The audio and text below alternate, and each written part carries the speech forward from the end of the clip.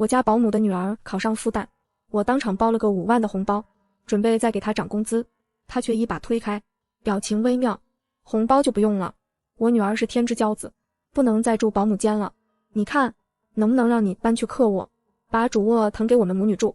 我愣在原地，她女儿也理直气壮，阿姨，我这是给你一个投资我的机会。我笑了，当场结清工资。阿姨，你女儿是人中龙凤，我们家这小庙确实配不上您了。宋小姐，你这是什么意思？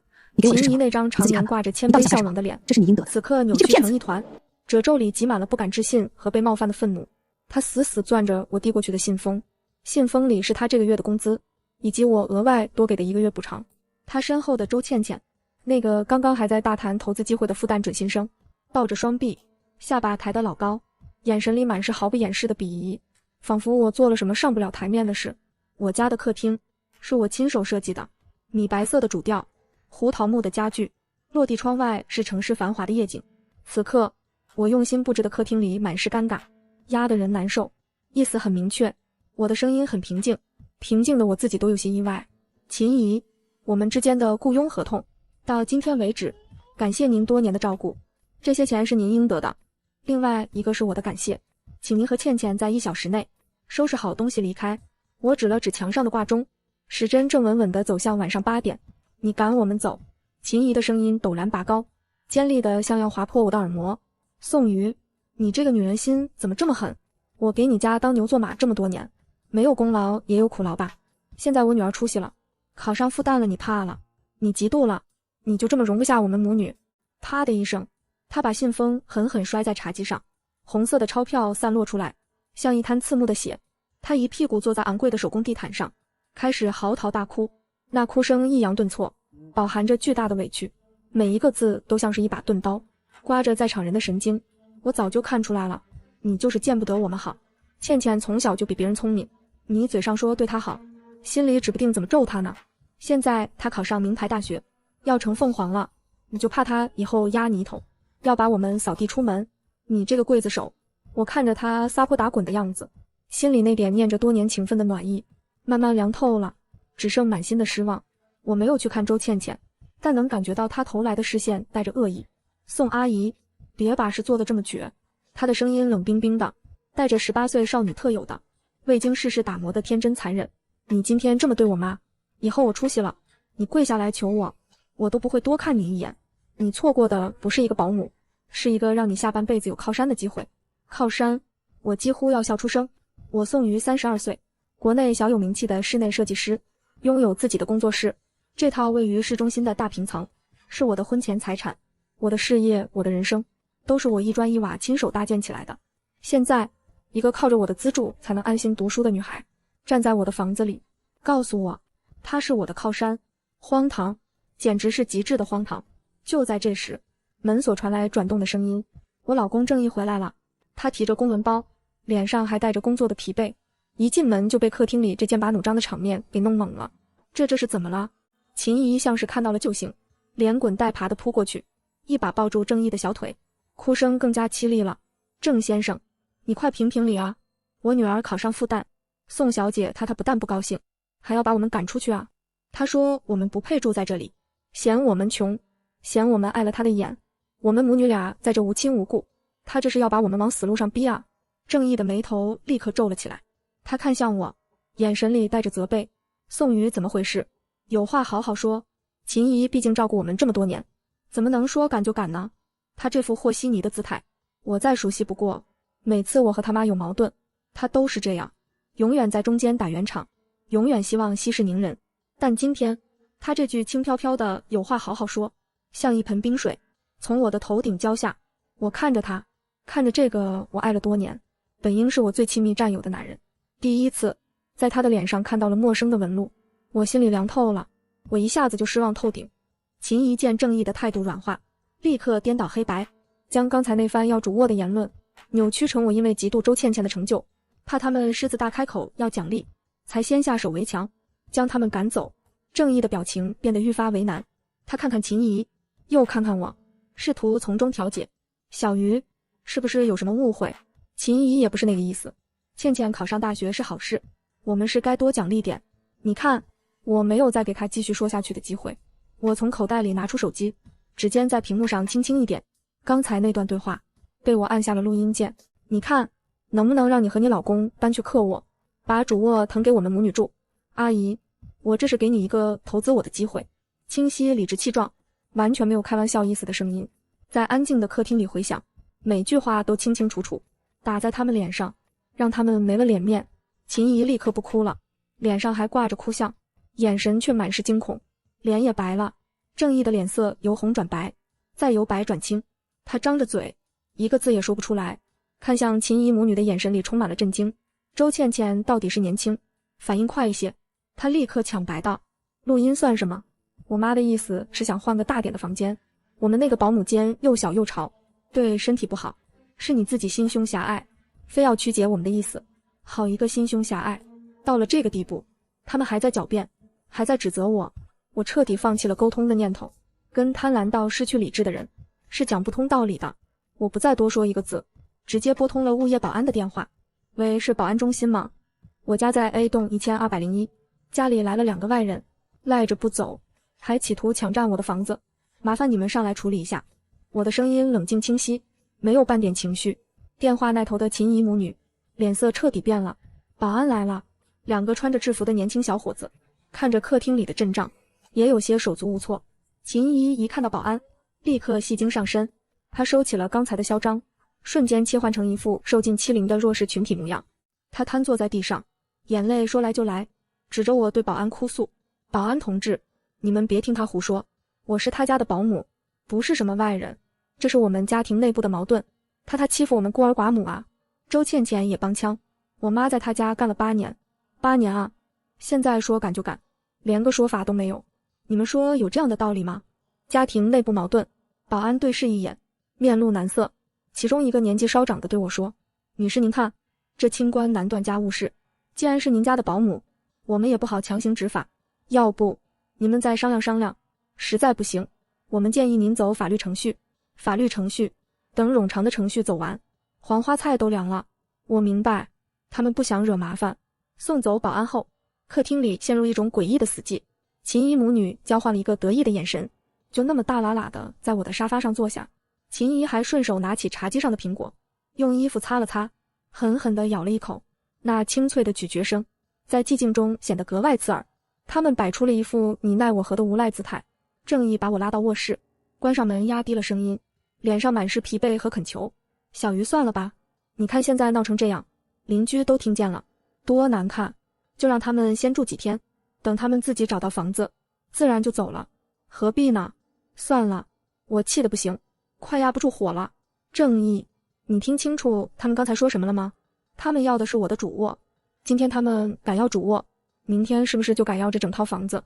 这是原则问题，不是几天的住宿问题。他的软弱，他的和稀泥思想，在这一刻让我感到了前所未有的愤怒和失望。这个家里就我一个人在较真，那你想怎么样？真的报警把警察叫来吗？宋瑜，我们是正经人家，别把事情闹得那么难看行不行？他的声音也大了起来，透着不耐烦。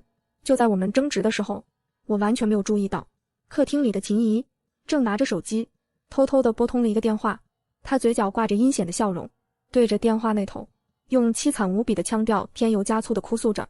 半个小时后，我家的门铃被按得震天响。正义去开门，门外站着的是我那位向来看我不顺眼的婆婆李秀兰。她像一阵龙卷风似的冲了进来，高跟鞋在地板上敲出急促的鼓点，一进门看都没看自己的儿子，径直冲到我面前，伸出手指几乎要戳到我的鼻子上。宋瑜，你还有没有良心？秦姨都打电话跟我说了，人家女儿辛辛苦苦考上名牌大学，为你们老郑家争光，你不给奖励不祝福，还把人往死里逼，要把他们赶出去，你是不是嫉妒？你是不是看不得别人比你好？秦姨一见到婆婆，像是见到了主心骨，立刻扑过去，死死抱住婆婆的大腿，哭得惊天动地，仿佛受了天底下最大的委屈。老姐姐，你可要为我们做主啊，我这条老命不算什么，可怜我的倩倩，她还是个孩子啊，她马上就要上大学了，这要是被赶出去，住在大马路上，让她以后怎么做人啊？婆婆李秀兰一向就不喜欢我，她嫌我事业心太强，不像别的女人一样以家庭为中心，以丈夫为天。她总觉得我抢了她儿子的风头。此刻成绩优异，即将进入名校的周倩倩，在她眼里，俨然成了别人家的完美孩子，一个用来打压我、贬低我的绝佳工具。她怜爱地扶起秦怡，又慈爱地摸了摸周倩倩的头，转过头来对着我，就是一副专横跋扈的嘴脸。我告诉你，宋瑜，这是我做主了，倩倩是我们看着长大的，现在出息了，我们全家都该为她高兴。上大学前，他们母女就住这儿，住客卧，我也住下。我倒要看看，在这个家里，谁敢欺负他们。他一锤定音，宣布了他的判决。我看向正义，希望他能说句公道话。然而我的丈夫，那个刚刚还在卧室里跟我争执的男人，在他强势的母亲面前，瞬间变成了一只温顺的鹌鹑。他低着头，看着自己的脚尖，一句话都不敢反驳。我环顾四周，秦姨母女脸上那毫不掩饰的得意和挑衅，婆婆那张写满我说了算的专横的脸，以及我丈夫那懦弱到令人心碎的沉默。那一瞬间，我感觉自己像一个闯入者，一个外人。这个我用心血和爱去经营的家，顷刻间变成了一个围剿我的牢笼。我又气又委屈，觉得没人站在我这边，心里堵得慌。我心里越来越凉，彻底没了指望。但我没有哭，也没有闹，我只是看着他们，看着这三个自以为胜利的人，脸上慢慢浮现出冷笑。好，很好，既然你们引狼入室，那就别怪我关门打狗。战争就这么以一种荒诞的方式，在我自己的家里打响了。婆婆李秀兰说到做到，真的住了下来。她和秦姨母女形成了一个坚不可摧的同盟，而我和正义则成了这个家里的外人。他们最终没有住进主卧，但在婆婆的强势干预下，他们住进了我的书房，那也是家里的客卧。我的书房是我整个家最私密、最真实的空间，里面有我所有的专业书籍，有我从世界各地淘来的设计品，还有我赖以生存的创作工具，那台顶配的电脑和专业级别的绘图板。可现在，这个空间被侵占了。周倩倩住进去的第一天，就毫不客气地打开了我的电脑，用起了我的绘图板。当我推门进去，想拿一份重要的合同文件时，看到的就是她坐在我的椅子上，用我的工具对我的设计稿指指点点。宋阿姨，你这个配色方案太老气了，现在的年轻人不喜欢这种风格，还有这个空间布局不合理，浪费了太多面积。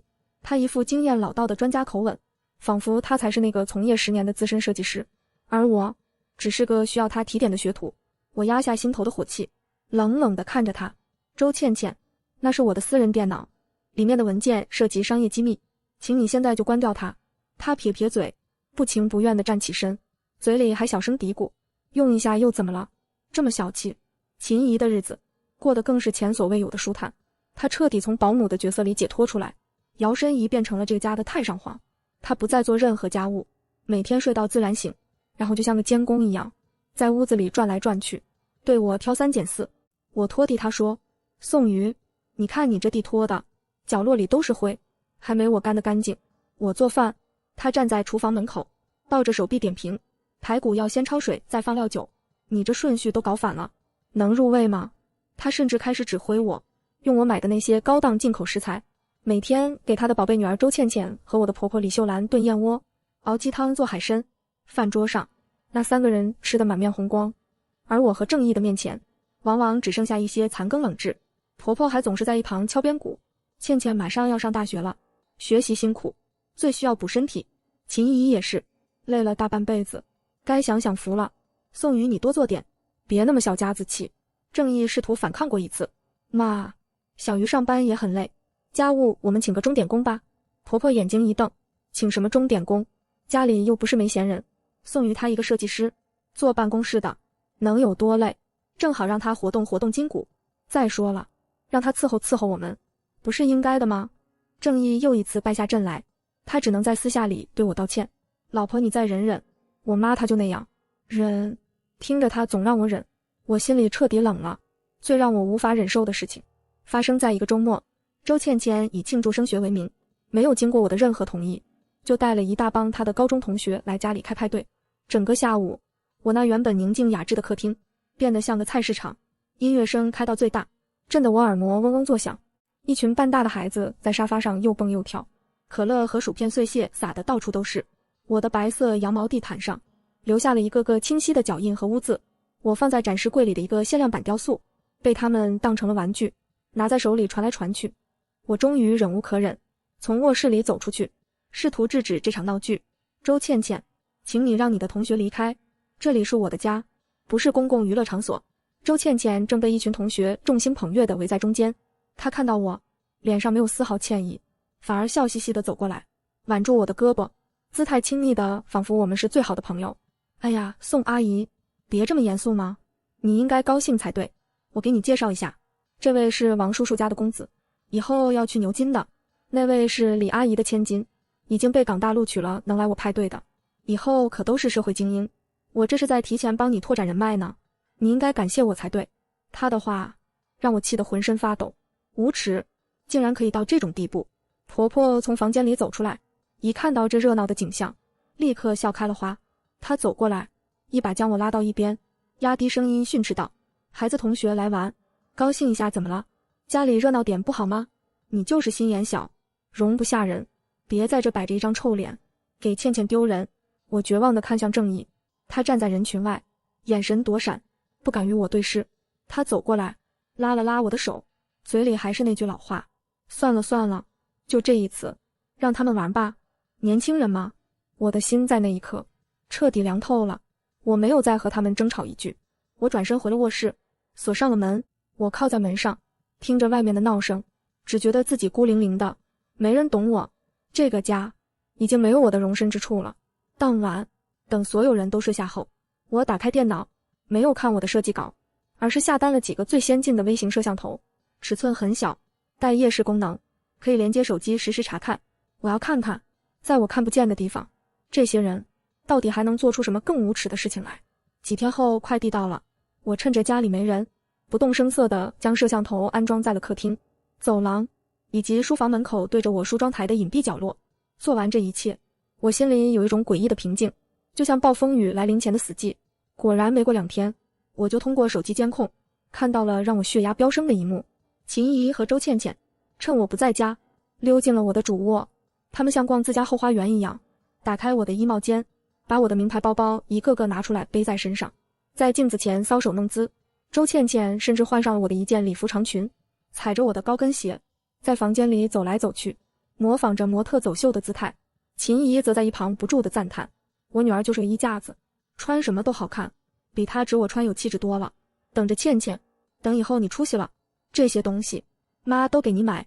最让我无法容忍的是，我看到周倩倩走到了我的梳妆台前，她打开了我那个上了锁的首饰盒锁，已经被她用发夹撬开了。她拿起我的项链、手镯，一件件往自己身上戴，最后她的目光落在了最里面那个丝绒盒子上。盒子里是我和正义结婚时她送给我的那对钻石耳钉，不大，但设计很别致，是我最珍视的首饰。周倩倩拿起那对耳钉，在耳朵上比了比，眼神里流露出贪婪的光。她犹豫了一下，最终还是将耳钉揣进了自己的口袋，然后她若无其事地把首饰盒恢复原样，和他妈一起离开了我的房间。我坐在工作室的椅子上，看着手机屏幕里这清晰无比的一幕，浑身冰凉。这不是鸠占鹊巢，这是入室盗窃。战争已经从侵占空间升级到了实质性的财产侵犯。我没有声张，我只是冷静地将这段视频保存了下来。我知道反击的时候快到了，我的生日在这样压抑的氛围中到来了。正义大概是觉得心中有愧，为了表示歉意，特地提前1周就预定了城中那家最难订的法式餐厅，说是要给我一个惊喜，好好过一个2人世界。说实话，我对他已经不抱任何期待，但看着他那张充满讨好和期盼的脸，我还是心软了。或许这是我们关系缓和的一个契机。生日当天，我特地提前下班回家，我泡了个热水澡，精心化了妆，换上了正义去年送我的那条真丝连衣裙。当我从镜子里看到那个容光焕发，眼神却带着疲惫的自己时，心里五味杂陈。我推开卧室的门，准备出门，婆婆李秀兰却像一尊门神，堵在了门口。她上下打量了我一番，眼神里满是挑剔和不满。穿成这样，要去哪里鬼混？今天你生日，一家人就在家吃。秦姨特地给你炖了鸡汤，买了你爱吃的鱼，都做好饭了，你现在要出去吃，多浪费钱。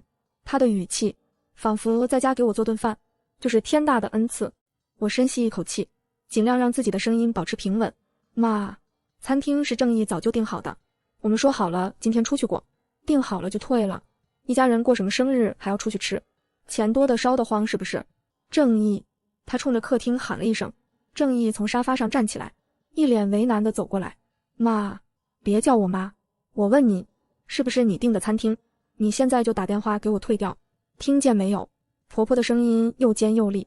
正义看着我，眼神里满是歉意和无奈。最终，他还是拿起了手机，当着我的面取消了那个他精心准备的惊喜。那一刻，我感觉自己像个小丑。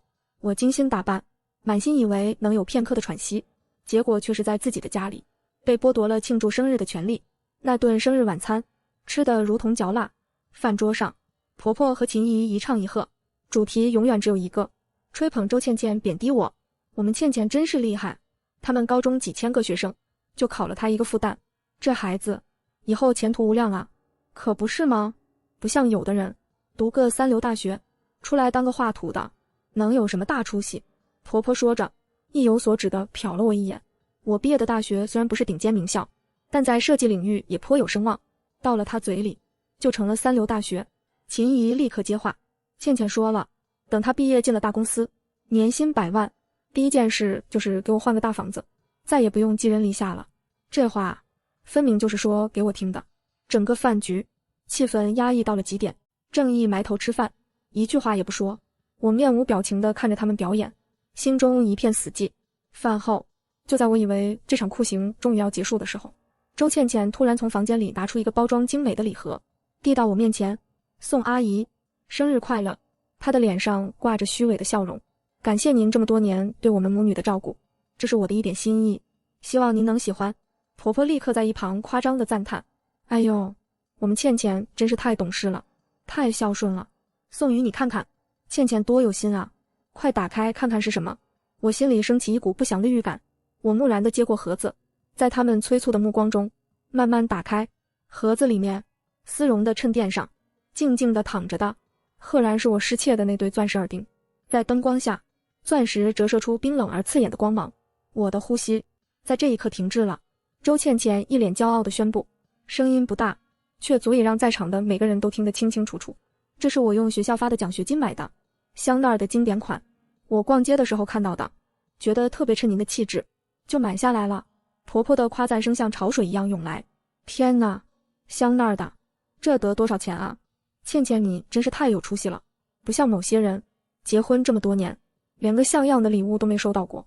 她轻蔑的眼神像针一样扎在我的身上，我的目光越过那对闪烁的耳钉，死死地盯住了正义。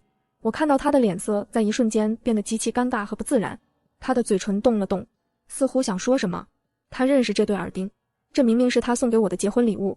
我看着他，用眼神向他求救，希望他能站出来，哪怕只说一句这对耳钉很眼熟。然而他只是把头深深地低了下去，避开了我的目光。沉默，他选择了沉默。那一刻，我清晰地听到了自己心里某种东西彻底碎裂的声音。小偷拿着我的东西，当着我的面，当着所有人的面，把它当作礼物送给我。而我的丈夫，我最亲密的爱人，那个本该保护我、与我站在一起的人，他选择了沉默。他默许了这场荒诞的羞辱，他就这么看着我被欺负，让我彻底寒了心。我对他彻底死心了。我胸口发闷，眼前阵阵发黑。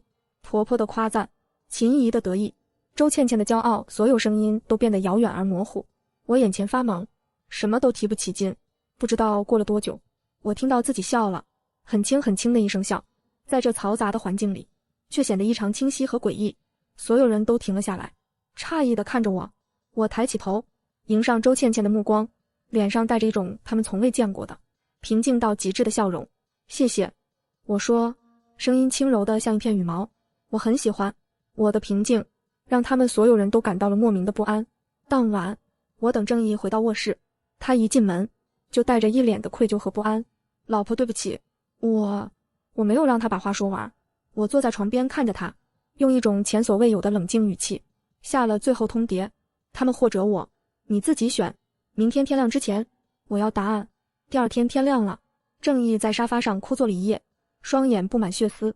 他看着我，满脸痛苦和挣扎，却始终没有给出我想要的那个答案。他这磨磨蹭蹭的样子，让我最后一点盼头也没了。我不再指望他，我决定自己来收拾这个烂摊子。早上8点，婆婆李秀兰像是打了胜仗的将军，兴高采烈地从郑义那里拿走了副卡。倩倩马上就要去上海报道了，那可是大城市，不能穿得太寒酸，让人看不起。我今天带她和她妈去商场，从头到脚都得换新的，花你点钱，没意见吧？她耀武扬威地对着郑义说，眼神却挑衅地看着我。郑义懦弱地点了点头。秦姨和周倩倩喜出望外，打扮得花枝招展，簇拥着婆婆，像3只开屏的孔雀，浩浩荡荡地出了门。他们前脚刚踏出家门，我后脚就拿起了手机，拨通了那个我早就联系好的搬家公司的电话。喂，是杰顺搬家吗？对，是我，可以过来了。A 栋1201，对，全部搬走。半小时后，6个穿着蓝色工服的壮汉，带着专业的打包工具，出现在我的家门口。郑义被这阵仗吓了一跳，他冲过来拉住我，宋瑜，你要干什么？你疯了吗？我甩开他的手，眼神冷得像冰。我没疯，我清醒得很。我从玄关的抽屉里拿出一份文件，拍在他面前。郑义看清楚，这套房子的房产证上写的是谁的名字？这是我的婚前财产。然后我转向搬家公司的工头，声音冷静而清晰，带着权威。师傅，除了主卧那张床架和开发商交房10字带的硬装，这里所有能移动的东西全部给我打包带走，家具、家电、装饰品、地毯、窗帘一件不留。搬到哪里？工头问。城西的恒温短期仓，地址我发给你，小心点别磕碰了，里面的东西都很贵。我平静地指挥着这一切，仿佛在指挥一个与我无关的设计项目。郑义彻底傻眼了，他站在原地，看着工人们像勤劳的蚂蚁一样，迅速而高效地将这个他生活了多年的家一点点拆解打包搬离。他看着我亲手挑选的意大利沙发被抬走，看着我们一起买的智能电视被装箱，看着我从景德镇淘回来的花瓶被小心翼翼地包裹起来。这个家里每一件物品都刻着我的印记，是我用自己的心血和金钱一点点填充起来的。而现在我要亲手将它们全部收回。郑义试图阻止，他想去拉那些工人，嘴里语无伦次地喊着，不能搬，你们不能搬走。我走到他面前，挡住了他的去路。郑义，你如果敢碰他们一下，我现在就报警，告你私闯民宅，妨碍他人处置私有财产。我的眼神让他停住了脚步，他颓然地跌坐在光秃秃的地板上，双手抱着头，发出了困兽般的低吼。我没有再看他一眼。3个小时，仅仅3个小时，这个曾经温馨满意的家就变成了一个空空荡荡的壳子。墙壁还是白的，地板还是木的，但灵魂已经被彻底抽离，只剩下冰冷的属于开发商的硬装和主卧里那张孤零零的床架。我支付了搬家费用，又给工人们包了个大红包。送走他们后，我拨通了最后一个电话，叫来了全城最专业的锁匠。师傅，给我换最高安全级别的锁芯，原来的指纹锁全部删除，一个不留。当崭新的钥匙交到我手里时，我感到一种前所未有的轻松。我拉着我早就收拾好的行李箱，走出了这个让我窒息的家。郑义还坐在地上，像一尊绝望的雕塑。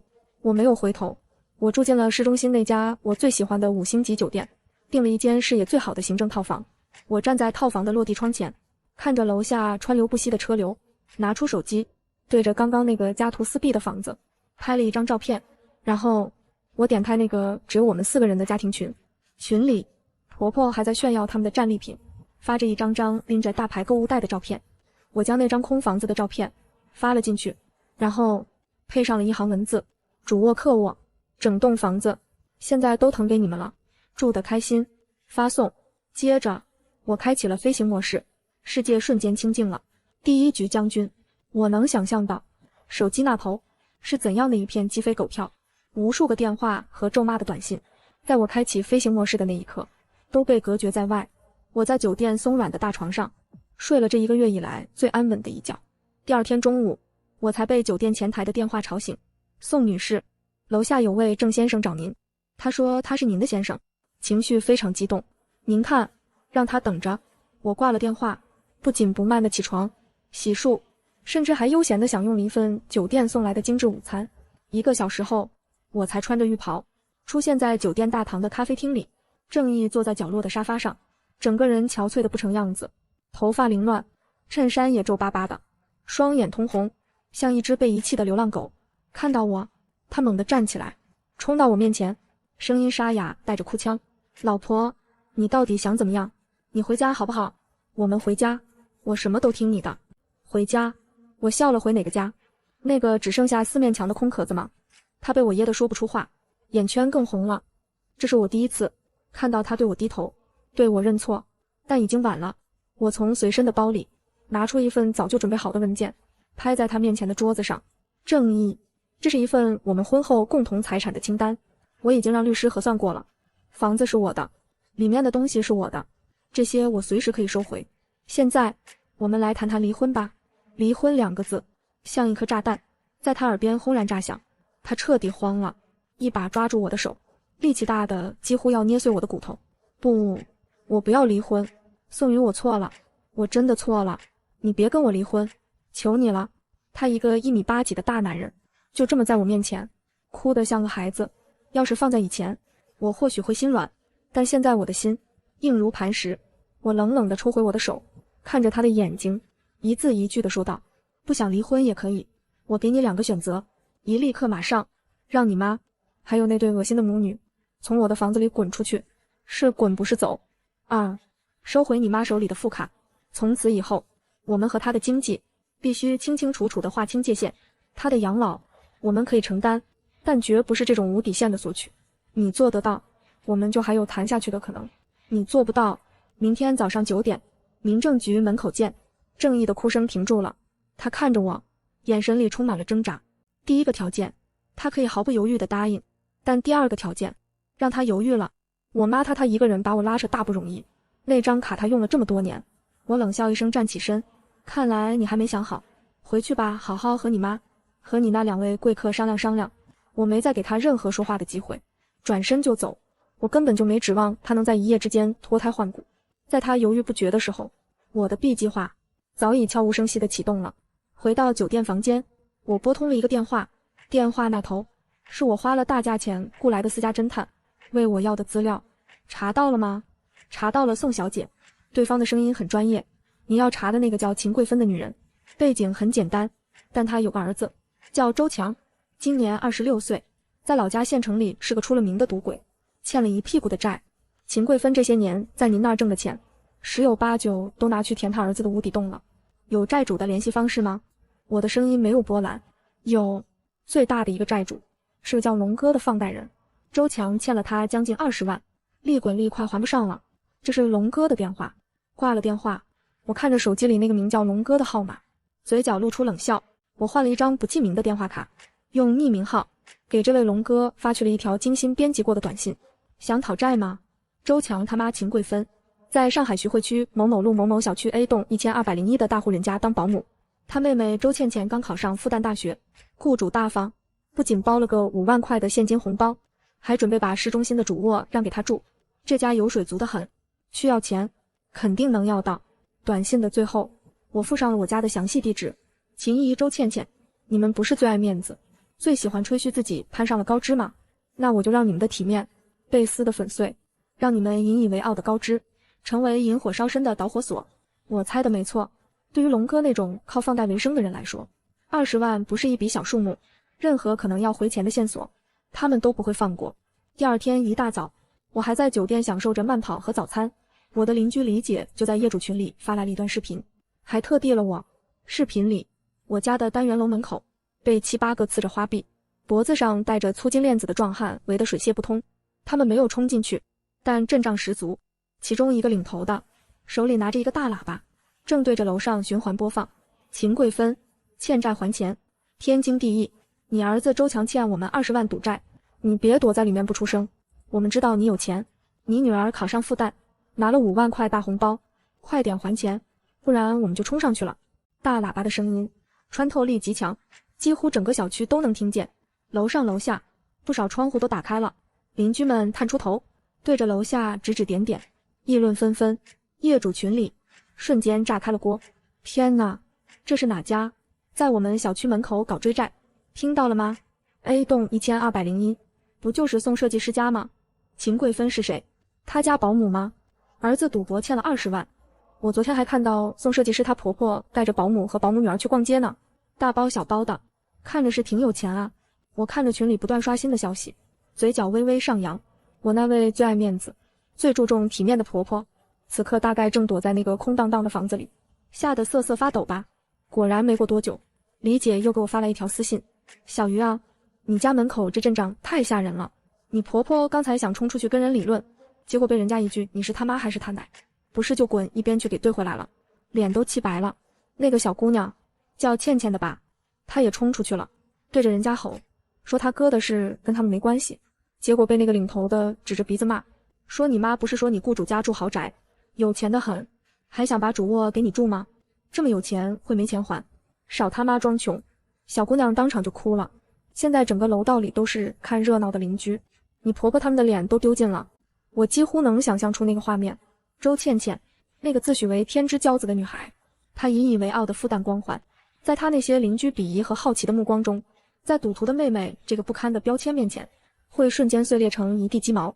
这种从云端跌落泥潭的滋味，一定很不好受吧。这场闹剧持续了整整1个上午，最后还是婆婆李秀兰，为了她那点可怜的脸面，也为了能早点脱身，咬着牙动用了自己的养老金，当场给那个龙哥赚了20万，钱货两讫。龙哥带着他的人心满意足地离开了，世界清静了。但婆婆和秦姨母女之间那脆弱的革命同盟，也在这场金钱和脸面的双重打击下彻底撕裂了。我能想象，用自己养老钱填了别人窟窿的婆婆，在看秦姨母女时，眼神里绝对不会再有之前的慈爱和欣赏，只会剩下满满的厌恶和嫌弃。经此一役，婆婆再也没有脸面在我家待下去了。当天下午，她就灰溜溜地收拾东西，回了她自己家。临走前，她甚至没敢给我打个电话。正义也彻底清醒了，她来到酒店，把那张被收回的副卡和我家的钥匙一起交到我手里。她的姿态放得极低，反复向我保证，以后绝对不会再让他妈插手我们家的事，也绝对会坚定地和我站在一起。我看着她憔悴的脸，没有立刻答应回家，因为我的第3步计划才刚刚开始。我回到空无一人的家里，第一件事就是取下了那几个微型摄像头。我花了1个通宵的时间，将里面所有的视频素材进行了一次精心的剪辑。视频的开头是秦姨和周倩倩理直气壮的让我腾出主卧的对话，他们脸上的贪婪和理所当然被拍得一清二楚。中间部分是周倩倩带着那群所谓的精英同学在我的客厅里狂欢，把家里搞得乌烟瘴气的画面。高潮部分则是我生日那晚，周倩倩拿出那对属于我的钻石耳钉，谎称是她用奖学金买的礼物送给我时，她脸上的骄傲又虚伪的表情。为了让证据链更完整，我还附上了我购买这对耳钉的发票扫描件、耳钉的细节特写照片，以及我梳妆台被撬锁翻得乱七八糟的照片。所有的一切都准备妥当后，我写了一封匿名信。信的措辞我反复斟酌过，我没有用激烈的言辞去控诉，而是以一种长期资助者的困惑和痛心口吻，详细叙述了事情的来龙去脉。我隐去了我的所有个人信息，只强调了对方品行不端、虚荣撒谎、有盗窃行为。在信的结尾，我特别善良和大度地写道：孩子寒窗苦读多年，考上名校实属不易，或许他只是一时糊涂，被物质和虚荣蒙蔽了双眼，但我始终认为，对于一个即将走向社会的顶尖学府学子而言，德应在才先。我写这封信并非想要毁掉他的前途，而是真心希望贵校能够关注到学生的品德教育，帮助他认识到自己的错误，引导他走上正确的道路，成为一个真正德才兼备的人才。我将这封信连同存有所有视频和照片证据的 U 盘，一式2份，一份寄给了复旦大学的招生办公室和纪律监察委员会，另一份寄给了周倩倩毕业的那所重点高中，指名道姓的要交给他的班主任和校长。我不是要毁了他，我是要用他最在乎、最引以为傲的东西，给他上一堂最深刻的课。我要让他为自己的行为付出应有的代价，我要让他亲身体会到，才华永远不能成为品行不端的通行证。做完这一切，我才终于松了一口气。我给正义打了电话，同意回家，但有一个条件，你现在就回去，把秦姨和周倩倩所有的东西一件不留地从我的房子里扔出去。我要你当着我的面亲手扔。正义这次没有丝毫犹豫。当我回到家时，正看到他把一个个打包好的行李箱和蛇皮袋从书房里拖出来，毫不留情地扔在门外的走廊上。秦姨像个疯子一样趴在那些行李上，又哭又骂，企图阻止。郑先生，你不能这么没有良心啊，我们母女俩的东西都在这里面啊，宋瑜，你这个毒妇，你不得好死，你会有报应的。我冷漠地看着他，眼神没有波澜。郑义把最后一件行李扔出去后，走到我身边，看都没看秦怡一眼，对我说：“老婆，都扔干净了。”我点点头，挽住他的胳膊，在他额头上亲了一下，然后当着秦怡的面，我们关上了家门，世界再次清静了。几天后，我陆续收到了一些消息，复旦大学那边行动非常迅速，在收到那样详实的证据后，学校的纪律监察部门立刻找了周倩倩进行约谈。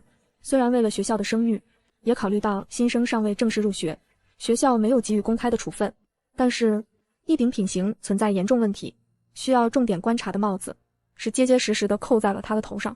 这份不光彩的档案记录将会像一个隐形的烙印，伴随他整个大学生涯。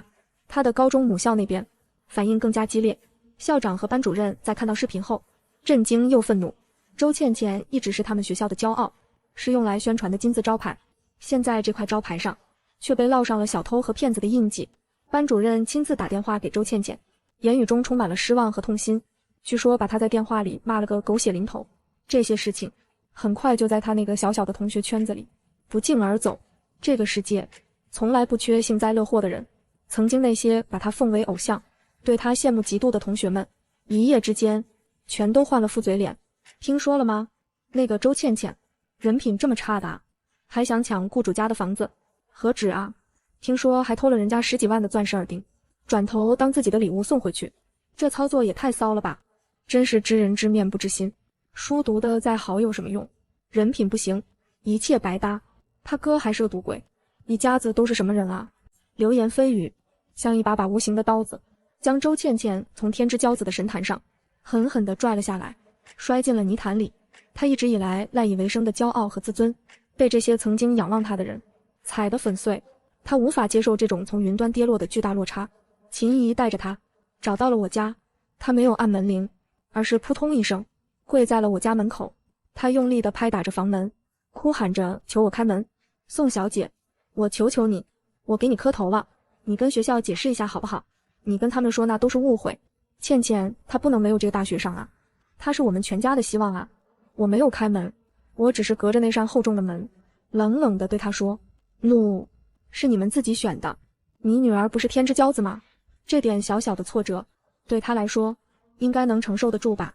我的话成了压垮她的最后一根稻草。巨大的心理压力和周围充满鄙夷的舆论环境让周倩倩的精神状态迅速崩溃。她整夜的失眠，白天精神恍惚，无法与人正常交流。开学不到1个月，她就因为严重的心理问题办理了退学手续。她那所谓的光明前途，她母亲倾尽所有的希望，就因为她那无边的贪婪和狂妄被她亲手葬送。眼看她起高楼，眼看她宴宾客，眼看她楼塌了。周倩倩的退学像一根导火索，彻底点燃了秦怡最后的疯狂。在失去了一切希望之后，这个女人变得歇斯底里，她把我当成了毁掉她女儿人生的罪魁祸首，决定进行最后的反扑网络曝光。她用周倩倩的社交账号在网上发表了一篇声泪俱下的小作文，文章里她把自己塑造成一个勤勤恳恳、任劳任怨却被无良雇主欺压多年的可怜保姆。我宋瑜则成了一个心思歹毒、嫉妒她女儿优秀的恶毒女人。文章称，我早年承诺会资助周倩倩上大学，眼看她真的考上了顶尖名校，未来可期，我心生嫉妒，害怕她以后会超越我，于是找借口毁掉了她的前程，将他们母女赶出家门，让他们流落街头。他刻意隐去了所有对自己不利的事实，比如要主卧，比如偷耳钉，比如他有个赌鬼儿子，他只片面地截取了一些信息，比如我把他们赶出家门，比如周倩倩退学，再配上几张他自己拍的在出租屋里以泪洗面的照片和周倩倩精神恍惚的样貌。这篇精心炮制的小作文极具煽动性和欺骗性，在如今这个网络情绪极易被调动的时代，它迅速发酵了。一些不明真相的网友被他营造的弱者形象所蒙蔽，开始对我口诛笔伐。我的个人信息虽然没有被完全曝光，但徐汇区宋姓女设计师这样的标签已经足够让熟悉我的人对号入座。我的社交账号评论区瞬间被各种污言秽语淹没，最毒妇人心，见不得别人好，这种人也配当设计师，心都黑了。设计出来的东西能看吗？人肉他，让他社会性死亡。正义急得团团转，我父母也打来电话，焦急地问我到底怎么回事。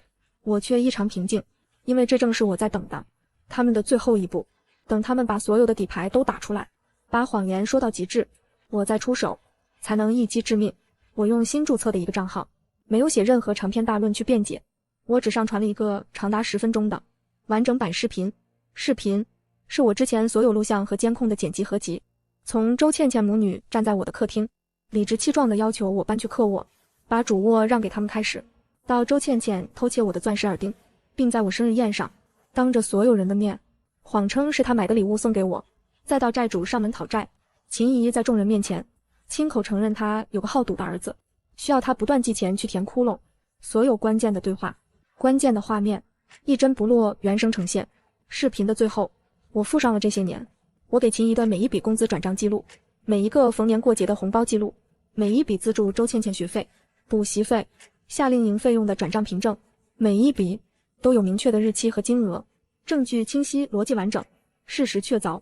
我给这条视频配的文字只有一句话：我给过你体面，是你自己不要。这条视频像一颗深水炸弹，在网络上瞬间引爆。之前有多同情秦姨母女，现在就有多愤怒。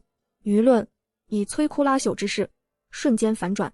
我靠，今天大反转，这保姆一家子是吸血鬼吧？鸠占鹊巢，农夫与蛇，现实版演绎啊。那个女儿更恶心，偷了东西还当礼物送回去，这是什么脑回路？书都读到狗肚子里去了。还天之骄子，投资机会，我吐了这种人品。复旦不要他是正确的。秦姨母女的社交账号彻底被网友的愤怒淹没，他们被钉在了网络的耻辱柱上，成了人人喊打的过街老鼠。风波过后，家里恢复了久违的平静。一个周末的下午，阳光正好，我泡了一壶茶，和正义面对面地坐在阳台上。这是我们自那场风暴以来第一次真正意义上的心平气和的交谈。老婆，对不起。他看着我，眼神里是前所未有的真诚和愧疚。以前是我太软弱，总想着息事宁人，结果却让你受了这么多委屈。我保证以后我再也不会让你一个人去面对这些了。这个家有我有你，我们才是一体的。我看着他没有说话，他继续说妈那边，我也跟他谈过了。我告诉他我们的家，我们自己做主，他可以来，但他是客人，不是主人。如果他再像以前那样，我们就搬家，搬到一个他找不到的地方。我有些意外他能说出这样的话，看来这场代价惨痛的战争也让他真正的成长了。正义，我平静地开口，婚姻不是一个人的独角戏，也不是两个人的搭伙过日子，是战友，是伙伴。我可以冲锋陷阵，但我需要我的背后站着的是一个能为我抵挡冷箭的战友，而不是一个在我被围攻时只会地上白旗的懦夫。他重重地点了点头，握住我的手。我明白，给我一次机会，让我重新成为你的战友。我也主动约了婆婆出来喝茶，在咖啡馆里，她显得局促不安，再也没有了往日的专横。我没有指责她，也没有翻旧账，我只是平静地告诉她，妈，我是您的儿媳，正义的妻子，不是您的敌人。这个家需要的是相互尊重，而不是单方面的控制和索取。我希望我们以后能像一家人一样好好相处。她沉默了很久，最后叹了口气，点了点头。小鱼，是妈错了。经此一役，她也终于看到了我的手段和底线，明白了在这个家里谁才是真正说一不二的那个人。后来我通过正规的家政公司重新请了一位钟点工阿姨，我们签了详细的合同，明确了工作范围和界限。阿姨每天来3个小时，打扫卫生，做一顿晚饭，然后离开，界限分明，相安无事。我和正义的关系在经历了这场几乎破碎的风暴之后，反而变得更加紧密和稳固。她学会了什么是真正的担当，我也学会了在婚姻中，善良必须带有锋芒，无原则的退让只会滋生无尽的贪婪。偶尔在夜深人静的时候，我还是会想起秦姨母女，想起他们最初来到我家时那副小心翼翼、感恩戴德的模样，想起周倩倩小时候跟在我身后甜甜的叫我宋阿姨的样子。